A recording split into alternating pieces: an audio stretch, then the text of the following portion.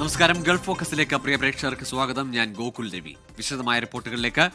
മാതാവ് പുഴയിലെറിഞ്ഞ് കൊലപ്പെടുത്തിയ 4 വയസ്സുകാരി പീഡനത്തിനിരയായെന്ന് പോസ്റ്റ്മോർട്ടം റിപ്പോർട്ട്. കുട്ടിയുടെ അടുത്ത ബന്ധുവിനെ പുത്തൻകുരിശ് പോലീസ് കസ്റ്റഡിയിലെടുത്തു. പോസ്റ്റ്മോർട്ടം റിപ്പോർട്ടിന്റെ അടിസ്ഥാനത്തിലാണ് നടപടി. കേസ് അന്വേഷിക്കാൻ പ്രത്യേക സംഘത്തെ നിയോഗിച്ചു. പുത്തൻകുരിശ് ഡിവൈഎസ്പിയുടെ നേതൃത്വത്തിലാകും സംഘം. സൈബർ വിദഗ്ധരും അന്വേഷണ സംഘത്തിലുണ്ടാകും. YS അഭിനന്ദുണ്ട് കൊച്ചിയിൽ നിന്ന് വിശദാംശങ്ങളുമായി. അഭിനന്ദ്, നടുക്കമുണ്ടാക്കിയ വാർത്തയാണ് ആ 4 വയസ്സുകാരിയെ അമ്മ പുഴയിലെറിഞ്ഞു കൊന്നത് എന്നത്. അതിലുമേറെ ഉള്ളുലയ്ക്കുന്നതാണ് ഇന്ന് വന്ന പോസ്റ്റ്മോർട്ടം റിപ്പോർട്ടിലെ കണ്ടെത്തൽ. ഏറ്റവും അടുത്ത ബന്ധു തന്നെ ഇങ്ങനെ ഒരു കൊടും ക്രൂരത ആ കുട്ടിയോട് കാട്ടി. അന്വേഷണം കൂടുതൽ സങ്കീർണമാവുകയാണ്. ഇതിൽ ആരെങ്കിലും ഈ ക്രൂരത, ഈ ചൂഷണം അറിഞ്ഞിരുന്നുവെന്ന് അമ്മയോടടക്കം ആ കാര്യങ്ങളിലൊക്കെ മൊഴിയെടുക്കേണ്ടിയിരിക്കുന്നു. ഇനിയുള്ള തുടർ നീക്കങ്ങൾ അന്വേഷണ സംഘത്തിന്റെ ഭാഗത്തു നിന്നുള്ളതും ഈ കേസന്വേഷണത്തിൽ വളരെ നിർണായകവുമാണ്. എന്താണ് ഇപ്പോൾ പുറത്തുവരുന്ന വിവരങ്ങൾ? ഗൂഗിൾ അന്വേഷണ സംഘം വിപുലീകരിക്കാൻ തന്നെ തീരുമാനിച്ചതെന്നാണ് ഏറ്റവും പ്രധാനപ്പെട്ട കാര്യം. പ്രത്യേക അന്വേഷണ സംഘത്തെയാണ് ഇപ്പോൾ രൂപീകരിച്ചിരിക്കുന്നത്. പുത്തൻകുരിശ് ഡിവൈഎസ്പിയുടെ നേതൃത്വത്തിലുള്ള സംഘമായിരിക്കും ഈ കേസ് ഇനി മുതൽ അന്വേഷിക്കുക. സൈബർ സംഘത്തിലെ വിദഗ്ധരും ഇതിന്റെ ഭാഗമായി ഉണ്ടാകും. വിശദമായ ഒരു ഫോറൻസിക് പരിശോധനയിലേക്കും കടക്കുന്നുണ്ട്. അടുത്ത ബന്ധുവാണ് നിലവിൽ ഇപ്പോൾ പുത്തൻകുരിശ് പോലീസിന്റെ കസ്റ്റഡിയിലുള്ളത്. ചോദ്യം ചെയ്തുകൊണ്ടിരിക്കുകയാണ്. ഈ രാത്രിയിലും ആ ചോദ്യം ചെയ്യൽ തുടർന്നുകൊണ്ടിരിക്കുകയാണ്. കൂടുതൽ പോലീസ് ഉദ്യോഗസ്ഥരടക്കം ഇവിടെ എത്തി ഒരു വിശദമായ ചോദ്യം ചെയ്യലിനാണ് നേതൃത്വം നൽകുക. അറസ്റ്റ് ഉൾപ്പെടെയുള്ള നടപടികളിലേക്ക് കടക്കുമോ എന്നതായിരിക്കും നാളെ ആയിരിക്കും അതിൽ വ്യക്തത വരിക എന്ന് പറഞ്ഞു. ഈ അയൽവാസികളോടും ഒപ്പം തന്നെ ഈ കുട്ടിയുടെ ബന്ധുക്കളുമായൊക്കെ സംസാരിക്കുമ്പോൾ അവർ കൂടുതൽ പ്രതികരണത്തിനൊന്നും ഇതുവരെ തയ്യാറായിട്ടില്ല. നാളെ അത് അറിയാമല്ലോ, ഇതിപ്പോൾ ഒന്നും പറയാൻ കഴിയില്ല എന്നതാണ് അടുത്ത ബന്ധുക്കളൊക്കെ തന്നെ വ്യക്തമാക്കുന്നത്. ഏതാണ്ട് 8 മണിയോടുകൂടിയാണ് ഇത്തരത്തിലേക്ക് പോസ്റ്റ്മോർട്ടം റിപ്പോർട്ടിന്റെ കണ്ടെത്തലിന്റെ പശ്ചാത്തലത്തിൽ അടുത്ത ബന്ധു എന്നെ കസ്റ്റഡിയിലെടുത്തത്. ഇന്നലെ അമ്മയെ വിശദമായി തന്നെയാണ് എറണാകുളം ചെങ്ങമനാട് പോലീസ് ചോദ്യം ചെയ്തത്. ഈ സംഭവം ഉണ്ടായതിന് ആ ദിവസം 8 മണിയോടുകൂടി അമ്മയെ കസ്റ്റഡിയിലെടുക്കുന്നു. കസ്റ്റഡി എടുത്ത ശേഷം ചോദ്യം ചെയ്യുമ്പോഴെല്ലാം അമ്മ മൊഴികളിൽ വൈരുദ്ധ്യം കാണിക്കുമെന്ന് ഇന്നലെ റൂറൽ SP M ഹേമലത വ്യക്തമാക്കിയിരുന്നു. ആദ്യഘട്ടത്തിൽ അമ്മ ചോദ്യം ചെയ്യലിനോട് സഹകരിച്ചിരുന്നില്ല. പിന്നീട് ഇങ്ങോട്ടേക്ക് ഓരോ ചോദ്യം ചെയ്യലിനും അമ്മ പലതരത്തിലുള്ള മൊഴികളാണ് നൽകുന്നത്. ഇന്നലെയും അത് അങ്ങനെ തന്നെ തുടർന്നു. ഐസ്ക്രീമിൽ വിഷം കലർത്തി എന്നുള്ള ആരോപണം ഉണ്ടായിരുന്നു. ടോർച്ച് ഉപയോഗിച്ച് തലക്കടിച്ച് കൊലപ്പെടുത്താൻ നേരത്തെയും ശ്രമമുണ്ടായി നടക്കമുള്ള ആരോപണങ്ങൾ അമ്മയ്ക്ക് നേരെ ഉയർന്നിരുന്നു. അതിൻ്റെ പശ്ചാത്തലത്തിൽ ആ ചോദ്യം ചെയ്യലിനൊന്നും അമ്മ ഒരു മറുപടി നൽകിയിരുന്നില്ല. അമ്മയുടെ മാനസിക പ്രശ്നം മൂലം അല്ലെങ്കിൽ കുടുംബ പ്രശ്നമാണ് കൊലപാതകത്തിന് പിന്നിലെന്നായിരുന്നു ആദ്യഘട്ടത്തിലൊക്കെ തന്നെ വന്നത്. ഇന്നലെയും ഒക്കെ കേരള മനസാക്ഷി അത്തരത്തിലേക്ക് തന്നെയാണ് വിശ്വസിച്ചുകൊണ്ടിരുന്നത്. ഇത് അമ്മ നേരിട്ട് തന്നെ നടത്തിയൊരു കൊലപാതകം, അമ്മയുടെ മാനസിക പ്രശ്നം, കുടുംബ പ്രശ്നം, അമ്മയ്ക്ക് കുഞ്ഞിനെ സഹോദരങ്ങൾ ലാളിക്കുന്നതുമായി ബന്ധപ്പെട്ട പ്രശ്നം, മുത്തശ്ശി ലാളിക്കുന്നതുമായി ബന്ധപ്പെട്ട പ്രശ്നം അടക്കമാണ് ഇത്തരത്തിലെ കൊലപാതകത്തിലെ നയിച്ചതെന്നടക്കമുള്ള മൊഴിയുടെ വിശദാംശങ്ങളൊക്കെ നമ്മൾ ഇന്ന് കണ്ടതാണ്. ഇന്ന് പോസ്റ്റ്മോർട്ടം റിപ്പോർട്ടിലാണ് ഇത്തരത്തിലേക്ക് ഞെട്ടിക്കുന്ന ഒരു വെളിപ്പെടുത്തൽ ഉണ്ടാകുന്നത്. ഈ കുട്ടി ലൈംഗിക ചൂഷണത്തിന് ഇരയായിട്ടുണ്ട്. ഏതാണ്ട് 1 വർഷക്കാലമായി ഇത്തരത്തിലേക്ക് ലൈംഗിക ചൂഷണത്തിന് ഇരയായിട്ടുണ്ടെന്നുള്ള പോസ്റ്റ്മോർട്ടം റിപ്പോർട്ടിലെ കണ്ടെത്തലിൻ്റെ പശ്ചാത്തലത്തിൽ അടുത്ത ബന്ധുവിനെ കസ്റ്റഡിയിലെടുത്തപ്പോൾ ചോദ്യം ചെയ്തുകൊണ്ടിരിക്കുകയാണ്. ആരാണ് എന്നുള്ളത് ഇപ്പോഴും പോലീസ് പുറത്തുവിട്ടിട്ടില്ല. നാളെയോടുകൂടി അതിനകത്തൊരു സ്ഥിരീകരണം ഉണ്ടാകുമെന്നാണ് നമ്മൾ പ്രതീക്ഷിക്കുന്നത്. പക്ഷേ കൂടുതൽ പോലീസ് ഉദ്യോഗസ്ഥരുടെ നേതൃത്വത്തിൽ ഇപ്പോൾ വിശദമായ ചോദ്യം ചെയ്യൽ കസ്റ്റഡിയിലെടുത്ത് നടന്നുകൊണ്ടിരിക്കുകയാണ്. ഈ അമ്മയ്ക്ക് ഇത്തരത്തിലേക്ക് മനംനൊന്താണോ ഈ കൊലപാതകം ചെയ്തത് അടക്കമുള്ള കാര്യങ്ങളിൽ വ്യക്തത വരിക. എന്തായാലും ഇപ്പോൾ കൂടുതൽ ചോദ്യം ചെയ്യൽ നടന്നുകൊണ്ടിരിക്കുന്നു. പ്രത്യേക അന്വേഷണ സംഘത്തെ രൂപീകരിച്ചിരിക്കുന്നു. സൈബർ ടീം അടക്കം വിദഗ്ധ സംഘം അതിനകത്ത് ഉണ്ടാകുമെന്നാണ് ഏറ്റവും പ്രധാനപ്പെട്ട കാര്യം. ഈ രാത്രിയിലും വളരെ തിരക്കിട്ട നടപടികളിലേക്ക് പോലീസ് കടന്നിരിക്കുന്നു എന്നാണ് ഏറ്റവും പ്രധാനപ്പെട്ട കാര്യം. ഇപ്പോൾ കസ്റ്റഡിയിലുള്ള ആളുടെ അറസ്റ്റ് രേഖപ്പെടുത്തുന്നതിലേക്ക് ഇന്ന് കടക്കുമോ? എന്താണ് ലഭിക്കുന്ന വിവരങ്ങൾ? ഒരുപക്ഷെ ഇനി കുട്ടിയുടെ മാതാവിനെ കസ്റ്റഡിയിൽ വാങ്ങി ചോദ്യം ചെയ്ത് കുറച്ചുകൂടി ഇക്കാര്യത്തിൽ ഒരു വ്യക്തത വരുത്തിയ ശേഷമായിരിക്കുമോ അറസ്റ്റ്? അങ്ങനെ തന്നെയാണ് പോലീസ് വ്യക്തമാക്കുന്നത്. പക്ഷേ പോലീസ് ഒരു അതീവ രഹസ്യ സ്വഭാവത്തോടുകൂടിയുള്ള അന്വേഷണമാണ് ഈ രാത്രിയിൽ നടത്തുകൊണ്ടിരിക്കുന്നത്. കാരണം കൂടുതൽ വിവരങ്ങളൊന്നും മാധ്യമങ്ങൾക്ക് മുന്നിലും അവർ നൽകുന്നില്ല. അമ്മയെ നാളെ ആയിരിക്കും കസ്റ്റഡിയിൽ അമ്മയെ ഇന്ന് തന്നെ കസ്റ്റഡിയിൽ വാങ്ങാനാണ് ഇപ്പോൾ പോലീസ് തീരുമാനിച്ചിരിക്കുന്നത്. ജുഡീഷ്യൽ ഫസ്റ്റ് ക്ലാസ് മജിസ്ട്രേറ്റ് കോടതിയിൽ അതുമായി ബന്ധപ്പെട്ട നോട്ടീസ് നൽകും. നോട്ടീസ് നൽകിയതിനു ശേഷം ഉടൻ തന്നെ കസ്റ്റഡിയിൽ വാങ്ങി ചോദ്യം ചെയ്യാനാണ്. ഇന്നലെയും അമ്മയെ വിശദമായി തന്നെ ചോദ്യം ചെയ്തിട്ടുണ്ടെങ്കിലും മൊഴികളിൽ ഒരു വൈരുദ്ധ്യം ഇന്നലെ തന്നെ റൂറൽ SP M ഹേമലത വ്യക്തമാക്കിയിരുന്നു. ബന്ധുക്കളെ ചോദ്യം ചെയ്യണമെന്ന് എടുത്ത് ഇന്നലെ M ഹേമലത പറഞ്ഞിരുന്നു. കാര്യം ബന്ധുക്കളെ ചോദ്യം ചെയ്തെങ്കിൽ മാത്രമേ ഈ കൊലപാതകത്തിന് ചുരുളഴിയുമെന്ന് അവർ ഇന്നലെ മാധ്യമങ്ങളോട് പ്രതികരിച്ചപ്പോൾ സംസാരിച്ചിരുന്നു. പ്രാഥമികമായ ഘട്ടം മാത്രമാണ് തന്നെയാണ് നടന്നുകൊണ്ടിരിക്കുന്നത്.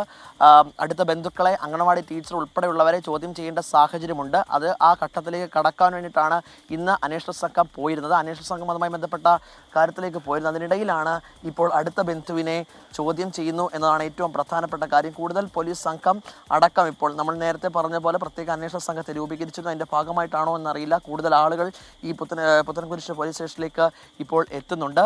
അത് നേരത്തുള്ള അന്വേഷണത്തിൻ്റെ ഭാഗമായിട്ടാണോ എന്നുള്ള കൃത്യമായി നമുക്ക് ഒരു വിവരം ലഭിക്കുന്നില്ല. കാരണം അതീവ രഹസ്യ സ്വഭാവത്തോടുള്ള ഒരു അന്വേഷണം എന്നാണ് ഏറ്റവും പ്രധാനപ്പെട്ട കാര്യം. അത്രത്തോളം കോൺഫിഡൻഷ്യലായിട്ടാണ് ഈ വിവരങ്ങളൊക്കെ തന്നെ ഇപ്പോൾ പോലീസ് വെച്ചുകൊണ്ടിരിക്കുന്നത്. അതിനുശേഷം ഒരു നടപടിയിലേക്ക് അറസ്റ്റ് ഉൾപ്പെടെയുള്ള കാര്യങ്ങളിലേക്ക് കടക്കാമെന്നാണ് ഇപ്പോൾ വ്യക്തമാക്കുന്നത്. പക്ഷേ ഈ അയൽവാസികൾക്കും ബന്ധുക്കൾക്കും എന്തൊക്കെയോ കാര്യങ്ങൾ അറിയാമെന്നത് അവരുടെ പലപ്പോഴും അവരോട് സംസാരിക്കുമ്പോൾ നമുക്ക് വ്യക്തമാണ്. കാര്യം അവരൊക്കെ പറയുന്നത് ഇനിയിപ്പോൾ നിങ്ങൾ വലിയ വിഷയമാക്കേണ്ട, ഈ രാത്രിയിൽ നാളെ കേരളം മുഴുവനും ചർച്ച ചെയ്യപ്പെടേണ്ട സാഹചര്യമുണ്ട് എന്നൊക്കെയാണ് അടുത്ത ബന്ധുക്കൾ ഉൾപ്പെടെ നമ്മളോട് പറയുന്നത്. പക്ഷേ ഇപ്പോഴും അടുത്ത ബന്ധുവിനെ ചോദ്യം ചെയ്തുകൊണ്ടിരിക്കുന്നതാണ് ഏറ്റവും പ്രധാനപ്പെട്ട കാര്യം. കുട്ടിയുടെ വളരെ അടുത്ത സുഹൃത്തായിരുന്ന, ബന്ധുവായിരുന്ന ഒരാളാണ് ഇത്തരത്തിലേക്കൊരു പ്രശ്നം അല്ലെങ്കിൽ ഇത്തരത്തിലേക്ക് ആ കുട്ടിയെ കൊണ്ടെത്തിച്ചത് എന്നതാണ് ഇപ്പോൾ നമുക്ക് മനസ്സിലാക്കാൻ സാധിക്കുന്നത്. അതിൻ്റെ ഭാഗമായി മനം നൊന്താണോ ഈ അമ്മ കുട്ടിയെ പുഴയിൽ എറിഞ്ഞത് എന്നുള്ള അടക്കമുള്ള കാര്യത്തിൽ നാളെയോടുകൂടി അല്ലെങ്കിൽ ഇന്നോടുകൂടി അതിൽ വ്യക്തത വരും. ഗോകുൽ, ശരി. ഏതായാലും ആ 4 വയസ്സുകാരി നേരിട്ടത് കൊടിയ പീഡനമാണ്, ക്രൂരമായ ലൈംഗിക അതിക്രമത്തിനിരയായി ആ കുട്ടി എന്നതും ഈ മണിക്കൂറിൽ വന്ന വിവരമാണ്. ഇന്ന് രാത്രി വന്ന അങ്ങേയറ്റം ഉള്ളിലേക്കുന്ന വിവരമാണ്. ഏതായാലും ആ കാര്യം അമ്മയ്ക്കോ മറ്റ് ബന്ധുക്കൾക്കോ അറിവുണ്ടായിരുന്നു എന്നതടക്കമുള്ള കാര്യങ്ങളിൽ ഇനി വ്യക്തത വരേണ്ടതുണ്ട്. പോലീസ് ഏതായാലും ഈ കുട്ടിയുടെ മാതാവിനെ, ഇപ്പോൾ റിമാൻഡിലുള്ള മാതാവിനെ വിശദമായി ചോദ്യം ചെയ്യും. ഒപ്പം ഫോറൻസിക് സംഘത്തിൻ്റെ ഉൾപ്പെടെ സഹായത്തോടുകൂടി പുത്തൻകുരിശ് ഡിവൈഎസ്പിയുടെ നേതൃത്വത്തിൽ ഒരു പ്രത്യേക അന്വേഷണ സംഘം രൂപീകരിച്ചുകൊണ്ട് തന്നെ ആ 4 വയസ്സുകാരിയുടെ കൊലപാതകത്തിൽ അന്വേഷണത്തിലേക്ക് കടക്കുകയാണ്. മറ്റു വാർത്തകളിലേക്ക്. ഓപ്പറേഷൻ സിന്ദൂറിനെ കുറിച്ച് ലോകരാജ്യങ്ങളോട് വിശദീകരിക്കുന്ന കേന്ദ്ര പ്രതിനിധി സംഘം നാളെ UAE-യിലെത്തും. അബുദാബിയിലെത്തുന്ന സംഘം UAE സഹിഷ്ണുതാ കാര്യമന്ത്രി ഉൾപ്പെടെയുള്ളവരുമായി കൂടിക്കാഴ്ച നടത്തും. 2 ദിവസമാണ് സംഘം UAE-യിൽ ഉണ്ടാവുക. ശിവസേന MP ശ്രീകാന്ത് ഏകനാഥ് ഷിൻഡെ നയിക്കുന്ന സംഘത്തിൽ ET Muhammad Basheer MP, bansuri Swaraj MP, Atul Garg MP, സംസിദ് പാത്ര MP, മനൻകുമാർ മിശ്ര MP, മുൻ പാർലമെന്റ് അംഗം SS അലുവാലിയ, മുൻ അംബാസിഡർ സുജൻ ചിന ഉൾപ്പെടെ 8 പേരാണുള്ളത്. അബുദാബിയിലെത്തിയ സംഘം UAE സഹിഷ്ണുതാ കാര്യമന്ത്രി Sheikh Nahyan bin Mubarak Al Nahyan, പ്രതിരോധ ആഭ്യന്തര വിദേശകാര്യ committee chairman doctor Ali Rashid Al Nuaimi, national media office director general doctor Jamal Al Kaabi എന്നിവരുമായി കൂടിക്കാഴ്ച നടത്തും. വെള്ളിയാഴ്ച Anwar Gargash diplomatic academy director general Nikolay മ്ലാഡനോവിനെയും സംഘം സന്ദർശിക്കും. ഓപ്പറേഷൻ സിന്ധൂറിന്റെ പശ്ചാത്തലവും നടപടികളും സംഘം വിശദീകരിക്കും. UAE സന്ദർശന ശേഷം ഇതേ സംഘം ലൈബീരിയ, കോങ്കോ, സിയോറ ലിയോൺ എന്നീ ആഫ്രിക്കൻ രാജ്യങ്ങളും സന്ദർശിക്കും. 24 ദുബായ്. ഗസയിൽ ഇസ്രയേലിന്റെ പട്ടിണി നയം തുടർന്നാൽ 48 മണിക്കൂറിനുള്ളിൽ 14,000 കുട്ടികൾ മരിക്കാനിടയുണ്ടെന്ന് ഐക്യരാഷ്ട്രസഭയുടെ മുന്നറിയിപ്പ്. മാർച്ച് 2-ന് ശേഷം പട്ടിണി മൂലം ഇതുവരെ 326 പേർ മരിച്ചു. 2 ദിവസങ്ങളിലായി 98 ട്രക്കുകൾ ഗസയിലേക്ക് ഇസ്രയേൽ കടത്തിവിട്ടെങ്കിലും സഹായ വിതരണം ആരംഭിച്ചിട്ടില്ല.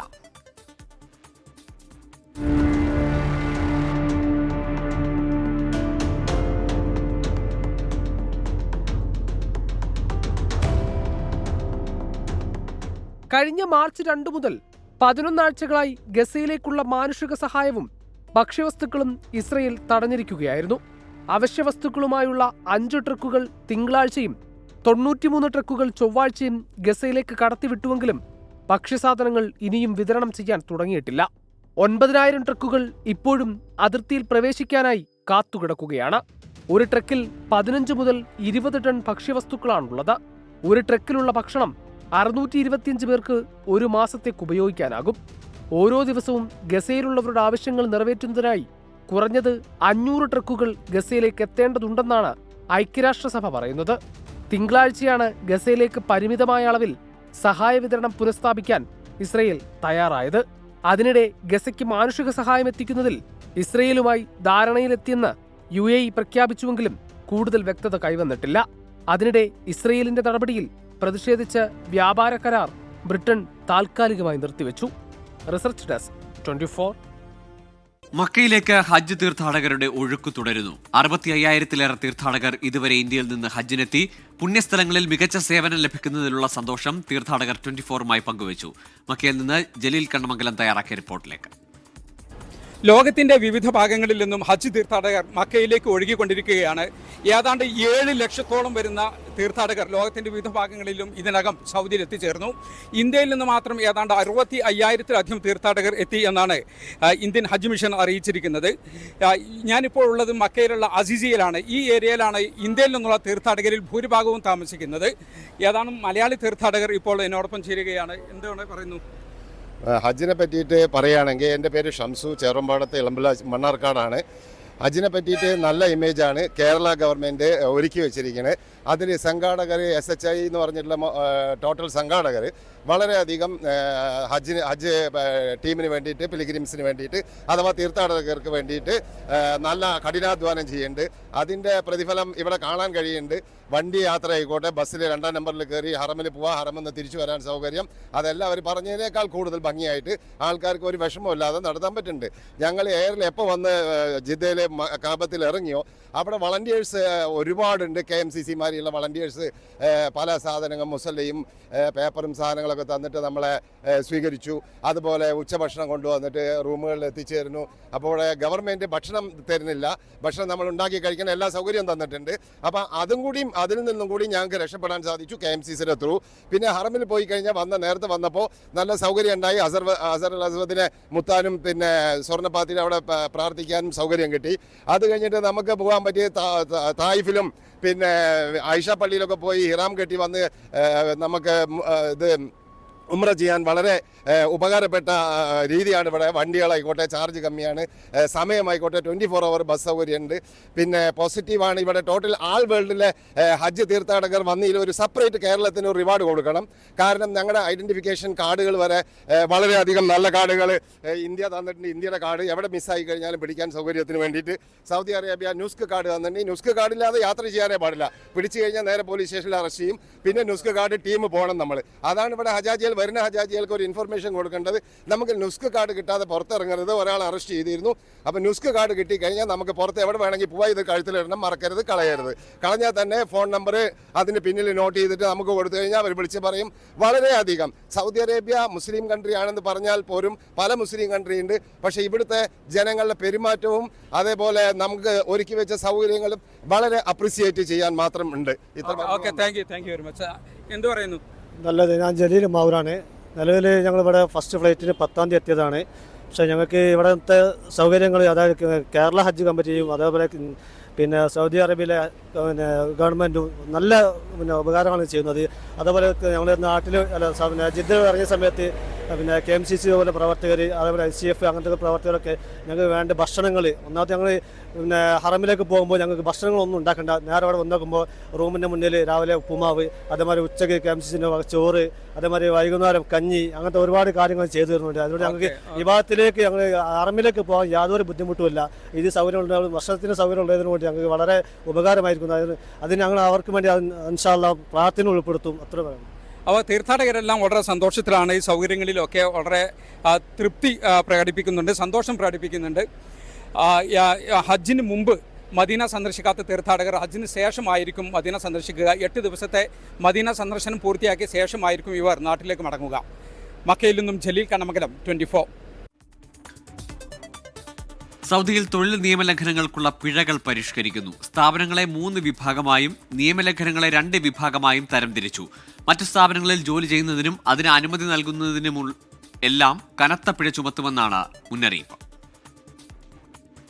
സൗദി തൊഴിൽ നിയമലംഘനങ്ങൾക്കുള്ള പിഴകൾ ഭേദഗതി ചെയ്യാനുള്ള തീരുമാനം വകുപ്പ് മന്ത്രി അഹമ്മദ് അൽ റാജിയാണ് പ്രഖ്യാപിച്ചത്. സ്ഥാപനങ്ങളുടെ വലുപ്പത്തിനനുസരിച്ച് പിഴകളിൽ മാറ്റമുണ്ടാകും. 50 അതിൽ കൂടുതലോ തൊഴിലാളികളുള്ള സ്ഥാപനങ്ങളെ A വിഭാഗത്തിലും 21 മുതൽ 49 വരെ തൊഴിലാളികളുള്ള സ്ഥാപനങ്ങളെ B വിഭാഗത്തിലും 20 അതിൽ താഴെയോ തൊഴിലാളികളുള്ള സ്ഥാപനങ്ങളെ C വിഭാഗത്തിലുമാണ് ഉൾപ്പെടുത്തിയിരിക്കുന്നത്. ലൈസൻസ് ഇല്ലാതെ സൗദികളെ ജോലിക്ക് വെക്കുന്നത് 2 ലക്ഷം റിയാൽ വരെ പിഴ ലഭിക്കാവുന്ന കുറ്റമാണെന്ന് കരട് നിയമത്തിൽ പറയുന്നു. ലൈസൻസ് ഇല്ലാതെ റിക്രൂട്ട് ചെയ്താൽ 2.5 ലക്ഷം റിയാൽ വരെ പിഴ ലഭിക്കും. വർക്ക് പെർമിറ്റ് ഇല്ലാതെ വിദേശികളെ ജോലിക്കെടുത്താൽ 10,000 റിയാൽ വരെയും സൗദികൾക്കായി നീക്കിവച്ച ജോലി വിദേശികൾക്ക് നൽകിയാൽ 8,000 റിയാൽ വരെയും പിഴ ഈടാക്കും. തൊഴിലാളികളെ മറ്റു സ്ഥാപനങ്ങളിൽ ജോലി ചെയ്യാൻ അനുവദിക്കുന്ന തൊഴിലുടമകൾക്ക് 20,000 റിയാൽ വരെ പിഴ ചുമത്തും. സ്പോൺസർക്ക് കീഴിലല്ലാതെ മറ്റു സ്ഥാപനങ്ങൾക്ക് വേണ്ടി ജോലി ചെയ്യുന്ന തൊഴിലാളികൾക്ക് ചുരുങ്ങിയത് 5,000 റിയാൽ പിഴ ചുമത്തും. കനത്ത ചൂടിൽ തുറന്ന സ്ഥലത്ത് ജോലി ചെയ്യിപ്പിച്ചാൽ ഒരു തൊഴിലാളിക്ക് 1,000 റിയാൽ എന്ന തോതിൽ തൊഴിലുടമകൾക്ക് പിഴ ചുമത്തും. കൃത്യമായി ശമ്പളം നൽകാതിരുന്നാൽ 3000 റിയാലാണ് പിഴ. തൊഴിലാളികളുടെ എണ്ണത്തിനനുസരിച്ച് പിഴയും കൂടും. തൊഴിലാളികൾക്ക് പ്രതിവാര അവധി നൽകാതിരിക്കുക, അധിക ജോലി ചെയ്യിപ്പിക്കുക തുടങ്ങിയവക്ക് 1000 മുതൽ 3000 വരെ റിയാൽ പിഴ ചുമത്തും. തൊഴിലാളികൾക്കിടയിൽ വിവേചനം കാണിച്ചാലും 3000 റിയാൽ വരെ പിഴ ഈടാക്കും. തൊഴിലാളികൾക്കും കുടുംബത്തിനും മെഡിക്കൽ ഇൻഷുറൻസ് നൽകാതിരുന്നാൽ 1000 റിയാൽ വരെയും, 15 വയസ്സിന് താഴെ പ്രായമുള്ള കുട്ടികളെ ജോലിക്ക് വെച്ചാൽ 2000 റിയാൽ വരെയും, പാസ്പോർട്ടോ വർക്ക് പെർമിറ്റോ തടഞ്ഞുവെച്ചാൽ 1000 റിയാൽ വരെയും പിഴ ചുമത്തും. ആരോഗ്യം, സുരക്ഷ തുടങ്ങിയവയുമായി ബന്ധപ്പെട്ട നിയമലംഘനങ്ങളെ ഗുരുതരമായ നിയമലംഘനങ്ങളുടെ പട്ടികയിലാണ് ഉൾപ്പെടുത്തിയിരിക്കുന്നത്. പൊതുജനാഭിപ്രായം സ്വരൂപിക്കുന്നതിനായി കരട് നിയമം മന്ത്രാലയത്തിന്റെ ഇസ്തിത്ല പ്ലാറ്റ്ഫോമിൽ പ്രസിദ്ധീകരിച്ചിട്ടുണ്ട്. ജലീൽ കണ്ണമംഗലം, 24 ജിദ്ദ. രാജ്യത്തെ ഭരണപരവും സാമ്പത്തികപരവുമായ നിയമലംഘനങ്ങൾ അറിയിക്കുന്ന ഉദ്യോഗസ്ഥർക്ക് സംരക്ഷണം ഉറപ്പാക്കാൻ പുതിയ നിയമം പുറപ്പെടുവിച്ച് ദുബായ്. ഇത്തരം ഉദ്യോഗസ്ഥർക്ക് അവരുടെ ജോലി സുരക്ഷയും സ്വകാര്യതയും ഉറപ്പുവരുത്തുമെന്ന് അധികൃതർ അറിയിച്ചു. എമിറേറ്റിന്റെ സാമ്പത്തിക സമഗ്രത ഉയർത്തിപ്പിടിക്കുകയാണ് പുതിയ തീരുമാനം വഴി ലക്ഷ്യമിടുന്നത്. നിയമലംഘനങ്ങൾ തിരിച്ചറിഞ്ഞ് അഴിമതി തടയുക എന്ന ലക്ഷ്യത്തോടെയാണ് പുതിയ നടപടി. ദുബായ് 1ാം ഉപഭരണാധികാരിയും സാമ്പത്തിക മന്ത്രിയും ഫിനാൻഷ്യൽ ഓഡിറ്റ് അതോറിറ്റി ചെയർമാനുമായ Sheikh Maktoum bin Mohammed bin Rashid Al മക്തൂമാണ് ഇത് സംബന്ധിച്ച തീരുമാനം പുറപ്പെടുവിച്ചത്. രാജ്യത്തെ ഭരണപരവും സാമ്പത്തികപരവുമായ നിയമലംഘനങ്ങൾ അറിയിക്കുന്ന ഉദ്യോഗസ്ഥർക്ക് സംരക്ഷണം ഉറപ്പാക്കുകയാണ് ലക്ഷ്യം. ഇത്തരത്തിൽ രഹസ്യ റിപ്പോർട്ടുകൾ കൈമാറുന്ന വിസിൽ ബ്ലോവർമാർക്ക് സമ്മർദ്ദങ്ങൾക്ക് വിധേയമാകാതെ പൂർണ്ണമായും സ്വകാര്യത ഉറപ്പാക്കി മുന്നോട്ട് പോകാനാകും. ഫിനാൻഷ്യൽ ഓഡിറ്റ് അതോറിറ്റിയുമായി ബന്ധപ്പെട്ട 2018 4ാം നിയമം അനുസരിച്ചാണ് പുതിയ തീരുമാനം. എമിറേറ്റിന്റെ സാമ്പത്തിക സമഗ്രത ഉയർത്തിപ്പിടിക്കുകയാണ് പുതിയ തീരുമാനം വഴി ലക്ഷ്യമിടുന്നതെന്നും അധികൃതർ വ്യക്തമാക്കി. പുതിയ തീരുമാനപ്രകാരം ഫിനാൻഷ്യൽ ഓഡിറ്റ് അതോറിറ്റിക്ക് സമർപ്പിക്കുന്ന എല്ലാ റിപ്പോർട്ടുകളും കർശനമായ രഹസ്യ സ്വഭാവത്തോടെ കൈകാര്യം ചെയ്യും. കൂടാതെ ഈ ജീവനക്കാർക്ക് മേൽ ഒരു തരത്തിലുള്ള സമ്മർദ്ദവും ചെലുത്തില്ല. ഈ റിപ്പോർട്ടുകളിൽ അടങ്ങിയിരിക്കുന്ന ഏതെങ്കിലും വിവരങ്ങൾ വെളിപ്പെടുത്തുന്നതിൽ നിന്നും പങ്കിടുന്നതിൽ നിന്നും ഫിനാൻഷ്യൽ ഓഡിറ്റ് അതോറിറ്റിയിലെ ജീവനക്കാർക്ക് കർശന വിലക്കേർപ്പെടുത്തിയതായും അധികൃതർ വ്യക്തമാക്കി. 24 ദുബായ്. മോഹൻലാലിനൊപ്പം കേക്ക് മുറിച്ച് പിറന്നാൾ ആഘോഷം സംഘടിപ്പിച്ച UAE-യിലെ മോഹൻലാൽ ആരാധകർ. ദുബായ് ഡൗൺ ടൗണിലെ ഹോട്ടലിൽ Mohanlal fans cultural welfare association online കമ്മിറ്റിയാണ് താരത്തിനൊപ്പം ലളിതമായ ആഘോഷമൊരുക്കിയത്. ആഘോഷ ചടങ്ങിൽ ആർട്ടിസ്റ്റ് ശരൺ ശശികുമാർ മോഹൻലാൽ കഥാപാത്രങ്ങളുടെ മണൽ ചിത്രങ്ങൾ ഒരുക്കി. അമ്മയ്ക്കൊപ്പമുള്ള മോഹൻലാലിന്റെ മണൽ ചിത്രവും സമ്മാനിച്ചു. ഫിറ്റ്നസ് ട്രെയിനർ ഡോക്ടർ ജെയ്സൺ അടക്കമുള്ളവർ മോഹൻലാലിനൊപ്പം ആഘോഷത്തിൽ പങ്കെടുത്തു. Welfare association online committee secretary Arun, president Vijesh, vice president Sabin Sathyan തുടങ്ങിയവർ നേതൃത്വം നൽകി. ചാവക്കാട് പ്രവാസി അസോസിയേഷൻ ദോഹയിൽ ചാവക്കാട് ഫെസ്റ്റ് 2025 സംഘടിപ്പിക്കുന്നു. വ്യാഴാഴ്ച ICC അശോകൻ ഹാളിൽ നടക്കുന്ന സംഗീത വിരുന്നിൽ പ്രശസ്ത ഗായകരായ ഷെയ്ഖ് അബ്ദുള്ള, ഷിഹാബ് പാലപ്പെട്ടി, ഗായകനും വാട്ടർ ഡ്രം കലാകാരനുമായ ഷിയ മജീദ് എന്നിവർക്കൊപ്പം ചാവക്കാട് നിവാസികളായ പിന്നണി ഗായകൻ ഹരീബ് ഹുസൈൻ, ഹിബ ബദറുദ്ദീൻ എന്നിവരും അണിനിരക്കുമെന്ന് സംഘാടകർ വാർത്താസമ്മേളനത്തിൽ അറിയിച്ചു. പാട്ടും നൃത്തവും ചാവക്കാടിന്റെ പൈതൃകമുണർത്തുന്ന നാടൻ കലകളും അരങ്ങേറും. ഖത്തറിൽ ആദ്യമായാണ് വാട്ടർ ഡ്രം പെർഫോമൻസിന് വേദിയൊരുങ്ങുന്നത്. 22-ന് വൈകുന്നേരം 7 മണി മുതൽ നടക്കുന്ന പരിപാടി ICC പ്രസിഡന്റ് AP മണികണ്ഠൻ ഉദ്ഘാടനം ചെയ്യും. സ്കിൽസ് ഡെവലപ്മെന്റ് സെന്ററിൽ നടന്ന വാർത്താസമ്മേളനത്തിൽ Chavakkad Pravasi association Qatar president Kabeer Theruvath, general secretary Sherin Parappil, treasurer Ranjith PN, Shihab Palappetty, Shiya Majeed, Sheikh Abdulla എന്നിവർ പങ്കെടുത്തു. ഖത്തറിലെ പ്രവാസികൾക്ക് ആഘോഷരാവൊരുക്കി ഇന്ത്യൻ കൾച്ചറൽ സെന്റർ സംഘടിപ്പിച്ച ഇന്ത്യൻ കാർണിവൽ. ഐഡിയൽ ഇന്ത്യൻ സ്കൂളിൽ നടന്ന 2 ദിവസത്തെ ആഘോഷ പരിപാടികളിൽ ആയിരക്കണക്കിന് ഇന്ത്യക്കാർ പങ്കെടുത്തു. ഇന്ത്യയിലെ വിവിധ കലാസാംസ്കാരിക പാരമ്പര്യങ്ങളെ ഒരേ വേദിയിൽ അണിനിരത്തിയുള്ള ഇന്ത്യൻ കാർണിവലിന് സാക്ഷ്യം വഹിക്കാൻ 2 ദിവസങ്ങളിലായി ആയിരങ്ങളാണ് ഐഡിയൽ ഇന്ത്യൻ സ്കൂളിലേക്ക് ഒഴുകിയെത്തിയത്. സമാപന ദിവസം കേരളത്തിന്റെ ചെണ്ടമേളം ഉൾപ്പെടെ താളമേള വാദ്യങ്ങളും വിവിധ നൃത്ത പരിപാടികളും ആഘോഷത്തിന് മാറ്റുകൂട്ടി. ഐഡിയൽ സ്കൂളിലെ മൈതാനത്ത് നടന്ന മെഗാ തിരുവാതിരയും ഗർഭാ നൃത്തവും കുമ്മികളിയും ചെണ്ടമേളവുമായാണ് ആഘോഷത്തിന് തുടക്കം കുറിച്ചത്. 200ഓളം പേർ പങ്കെടുത്ത ഗർഭാ നൃത്തം കാഴ്ചക്കാർക്ക് ഹൃദ്യമായ അനുഭവം സമ്മാനിച്ചു. പരായ്, ദോൾതാഷ തുടങ്ങി പരമ്പരാഗത കലാരൂപങ്ങൾ അരങ്ങേറിയപ്പോൾ ഇന്ത്യയുടെ തെക്ക് വടക്ക് സാംസ്കാരിക ആഘോഷങ്ങളാൽ കാർണിവൽ വേദി സമ്പന്നമായി. രാത്രി 8 മണിയോടെയായിരുന്നു ഉദ്ഘാടന ചടങ്ങുകൾക്ക് തുടക്കം കുറിച്ചത്. ഇന്ത്യൻ അംബാസഡർ വിപുൽ മുഖ്യാതിഥിയായി. Qatar shooting federation technical chairman Abdulla Al Hamadi പ്രത്യേക അതിഥിയായി ചടങ്ങിൽ പങ്കെടുത്തു. ആഭ്യന്തര മന്ത്രാലയം community policing director brigadier doctor Ibrahim Al Sumeh, workers sports and insurance fund ഉപദേഷ്ടാവ് doctor Abdulla Ahmed Al Muhannadi, മേധാവി ഹ്യൂമൻ റൈറ്റ്സ് വിഭാഗം പ്രതിനിധി captain Nasser Mubarak Al Dosari, head of occupational safety doctor Mohammed Al Hajjaj, ആഭ്യന്തര മന്ത്രാലയം, തൊഴിൽ മന്ത്രാലയം, പൊതുജനാരോഗ്യ വിഭാഗം തുടങ്ങി സർക്കാർ പ്രതിനിധികൾ ചടങ്ങിൽ പങ്കെടുത്തു. ICC carnival souvenir ambassador Vipul പ്രകാശനം ചെയ്തു. ഖത്തറും ഇന്ത്യയും തമ്മിലെ സൗഹൃദം കൂടുതൽ ശക്തമാക്കുന്നതിൽ ഇത്തരം ആഘോഷങ്ങളുടെ പ്രാധാന്യം വിശദീകരിച്ച അംബാസഡർ ഇന്ത്യയുടെ ഉത്സവം പ്രവാസ മണ്ണിൽ വിജയകരമായി സംഘടിപ്പിക്കുന്ന ICCയെ പ്രത്യേകം അഭിനന്ദിച്ചു.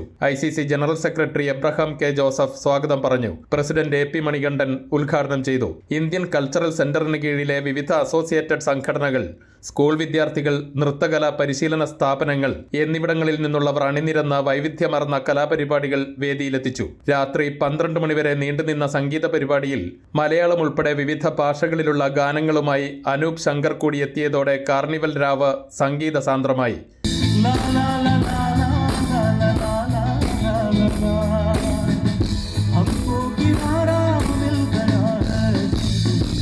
കാർണിവലിനോടനുബന്ധിച്ച് ICC ഫോട്ടോഗ്രാഫി ക്ലബ്ബ് ചിത്രപ്രദർശനവും ഫിലിം ക്ലബിന്റെ പ്രദർശനവും ഒരുക്കിയിരുന്നു. അൻവർ പാലേരി, 24 ദോഹ. YMCA റിയാദിന്റെ ആഭിമുഖ്യത്തിൽ ഫ്രാൻസിസ് മാർപ്പാപ്പ അനുസ്മരണം സംഘടിപ്പിച്ചു. റിയാദ് മലാസിൽ ചേർന്ന യോഗം സാമൂഹിക പ്രവർത്തകയും അധ്യാപികയുമായ പത്മിനി ഉദ്ഘാടനം ചെയ്തു. പാർശ്വവൽക്കരിക്കപ്പെട്ടവരോടും സമൂഹത്തിന്റെ താഴെത്തട്ടിൽ ജീവിക്കുന്നവരോടും അനുകമ്പാപൂർണമായ സമീപനം സ്വീകരിച്ച അപൂർവ വ്യക്തിത്വത്തിനുടമയായിരുന്നു ഫ്രാൻസിസ് മാർപ്പാപ്പയെന്ന് യോഗാധ്യക്ഷൻ നിബു വർഗീസ് പറഞ്ഞു. യോഗത്തിൽ ഷിഹാബ് കൊട്ടുകാട്, സുധീർ കുമ്മിൾ, ജോസഫ് അതിരുങ്കൽ, സംഗീത അനൂപ് എന്നിവർ ഉൾപ്പെടെ റിയാദിലെ സാമൂഹിക സാംസ്കാരിക രംഗത്തെ പ്രമുഖർ പങ്കെടുത്തു. ക്രിസ്റ്റീന മനോജ്, ആൻമരിയ ബേബി, നേഹാബ് സാബു എന്നിവരുടെ പ്രാർത്ഥനാ ഗാനം ആലപിച്ചു. ബിജു ജോസ് ആമുഖ പ്രഭാഷണം നടത്തി. സെക്രട്ടറി ഡെന്നി കൈപ്പനാനി സ്വാഗതവും ട്രഷറർ അനു ജോർജ് നന്ദിയും പറഞ്ഞു.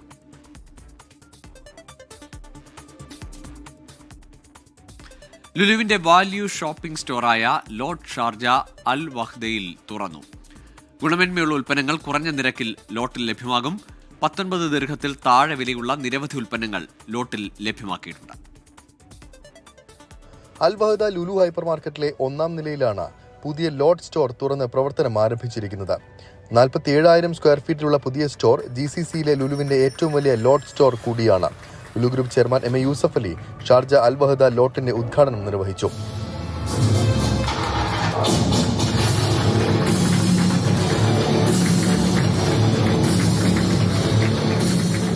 കുറഞ്ഞ നിരക്കിൽ മികച്ച ഉൽപ്പന്നങ്ങൾ ഉപഭോക്താക്കൾക്ക് ഉറപ്പാക്കുകയാണ് ലോട്ട് എന്ന് Lulu group chairman MA Yusuff Ali പറഞ്ഞു. ഈ വർഷം GCCയിൽ 50-ലേറെ ലോട്ട് സ്റ്റോറുകൾ തുറക്കും. റീറ്റെയിൽ മേഖല മാറ്റത്തിന്റെ പാതയിലാണെന്നും വാല്യൂ കൺസെപ്റ്റ് സ്റ്റോറുകൾ കൂടുതൽ വിപുലമാക്കുമെന്നും യൂസഫ് അലി കൂട്ടിച്ചേർത്തു. ലോട്ട് വാല്യൂ കൺസെപ്റ്റാണ് ഇത്. ഞങ്ങളുടെ 14ാമത്തെയാണ്. കസ്റ്റമേഴ്സിന് the best quality and good price. Retail രംഗം വളരെ വേഗം മാറിക്കൊണ്ടിരിക്കുകയാണ്. അപ്പോൾ വാല്യൂ കൺസെപ്റ്റാണ് ലോകത്തെമ്പാടും. അത്ഭുതകരമായ പരിവർത്തനങ്ങളാണ് റീറ്റെയിൽ രംഗത്ത് ഇപ്പോൾ വന്നുകൊണ്ടിരിക്കുന്നത്. We decided to expand this concept to other places. Stationery, വീട്ടുപകരണങ്ങൾ, ഫാഷൻ തുണിത്തരങ്ങൾ, jewellery accessories, toys, travel accessories തുടങ്ങി വിപുലമായ ഉൽപ്പന്നങ്ങളുടെ ശേഖരമാണ് ലോട്ടിൽ ഒരുക്കിയിരിക്കുന്നത്. ലോട്ടിന്റെ GCCയിലെ 14ാമത്തേതും UAEയിലെ 7ാമത്തേതുമാണ് ഷാർജ അൽ വഹദയിലേത്. 19 ദിർഹത്തിൽ താഴെ വിലയിലാണ് നിരവധി ഉൽപ്പന്നങ്ങൾ ലോട്ടിൽ ലഭ്യമാക്കിയിരിക്കുന്നത്. Lulu CEO Saifee Rupawala, Lulu global operations director Saleem MA, Lulu international holdings director Anand AV, buying director Mujeeb Rahman തുടങ്ങിയവർ ചടങ്ങിന്റെ ഭാഗമായി. 24 ദുബായ്.